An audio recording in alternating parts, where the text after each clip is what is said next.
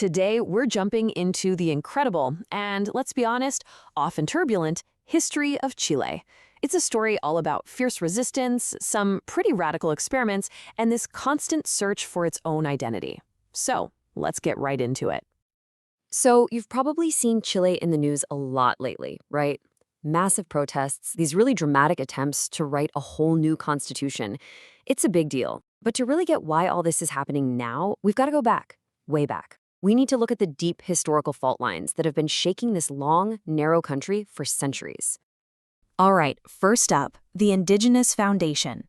And here's the thing, our story doesn't start with the Spanish. Nope, it starts thousands of years before that, with the people who were there first. Okay, just look at this timeline. The depth of history here is just wow. We're talking about human settlements like Monteverde that go back at least 10,000 years.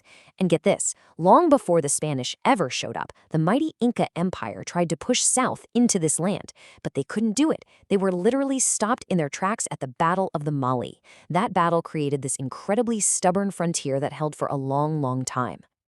So who stopped the Inca? It was the Mapuche, which translates to people of the land. And their story is just one of incredible, unbelievable resilience. Think about it. They didn't just resist one empire. They fought off the Inca, and then they turned around and mounted this fierce, centuries-long defense against the Spanish. This spirit of resistance, it's not just a footnote. It's a foundational theme for the entire history of Chile. Okay, so now let's bring the Spanish into the picture. We're moving from colony to republic, and we're going to see how that deep-rooted history of resistance really shapes the fight for independence. So, independence from Spain, yeah, it was messy. Not a straight line at all. It kicked off in 1810, but it wasn't really a popular uprising, you know? It was more of a thing among the colonial elite. But they couldn't agree on anything, and that elite movement just fell apart into a civil war. That infighting, of course, made it super easy for Spain to just waltz back in and reconquer the place.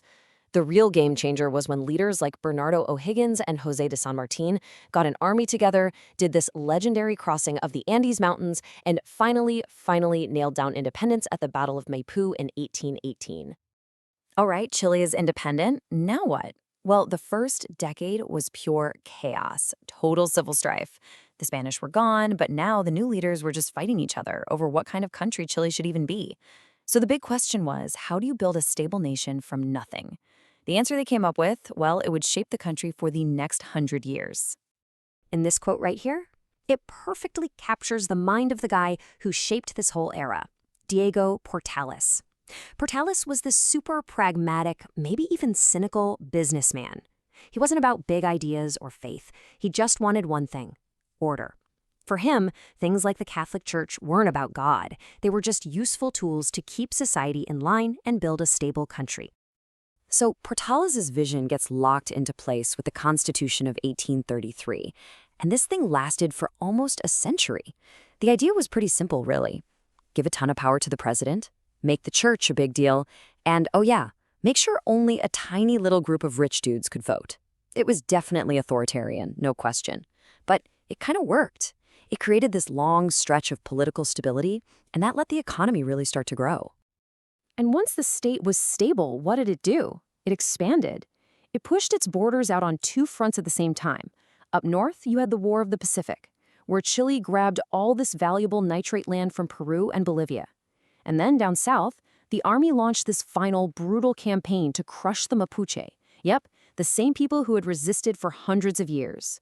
This is how the borders of modern Chile were basically drawn. So as we hit the 20th century, that old system starts to crack.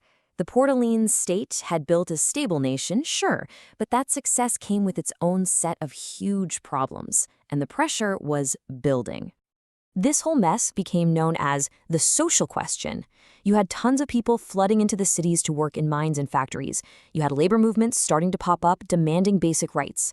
But the government?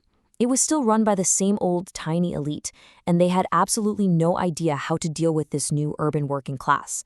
The pressure cooker was just about to blow. And right into the middle of all this tension steps a guy named Arturo Alessandri.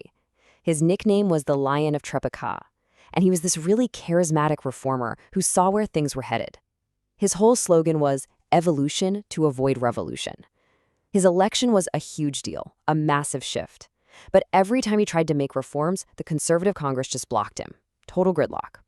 This led to a ton of instability, even military intervention.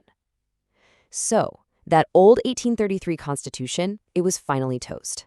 But the social question was still there, unsolved. And because this middle-of-the-road approach failed, it just pushed everyone to more extreme positions. And this is where things get really intense.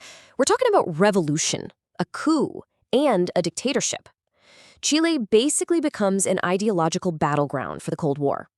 So check this out. In 1970, Salvador Allende, a committed Marxist, does something incredible. He becomes the world's first democratically elected socialist president. But, and this is a huge but, look at that number, 36%. He won, but only with a little more than a third of the vote in a three-way race. So right from the get-go, he had passionate supporters, but he was also facing down opposition from a majority of the country. And at first, things look good. Allende's big economic plan, nationalizing the giant copper industry, raising wages, it actually created a boom. In that first year, the GDP shot up, unemployment dropped. For a minute there, it really looked like this whole Chilean path to socialism thing was gonna work. Yeah, that moment did not last. By 1973, the economy was in an absolute freefall. I mean, look at that number, hyperinflation over 500%. You couldn't find basic stuff on store shelves. The whole country was paralyzed by strikes. And we have to remember, this collapse was made way worse by a campaign of financial pressure and destabilization from the US, which was terrified of socialism spreading in its backyard. And then came September 11th, 1973. The military, with General Augusto Pinochet in charge, made its move. The presidential palace was bombed. Salvador Allende died inside. And just like that, Chile's long, proud democratic tradition was completely shattered.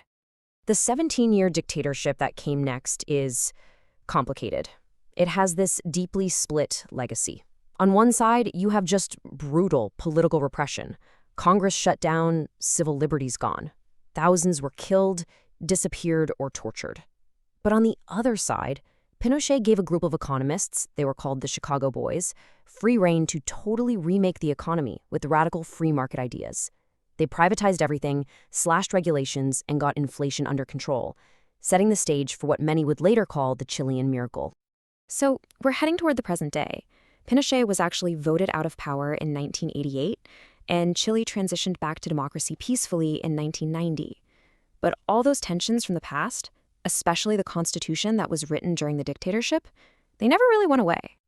And this brings us right back to where we started. In 2019, there was this massive social explosion, huge protests against inequality. After that, the country held a referendum. And just look at those numbers. Nearly 80% of Chileans voted yes to throwing out the Pinochet constitution and starting over from scratch. I mean, that is an overwhelming mandate for change, for a totally new social contract. But it hasn't been simple. Not at all. The first attempt at a new constitution was drafted by a really progressive group. It got rejected. Over 60% of people voted no. So they tried again, this time with a conservative-led group. And what happened? That one got rejected too. Chile clearly wants change, but it seems like nobody can agree on what that change should actually look like. Which leaves us with this huge question hanging in the air. After centuries of conflict, indigenous people versus the state, elites versus workers, left versus right, can this country, with all its deep divisions, finally find some common ground to write its next chapter? You know, this story is obviously still being written. If you want to see how other countries have dealt with their own complex histories, you should definitely check out our Quick Country Histories playlist. And for more explainers just like this one, go ahead and subscribe to Notebook Summaries.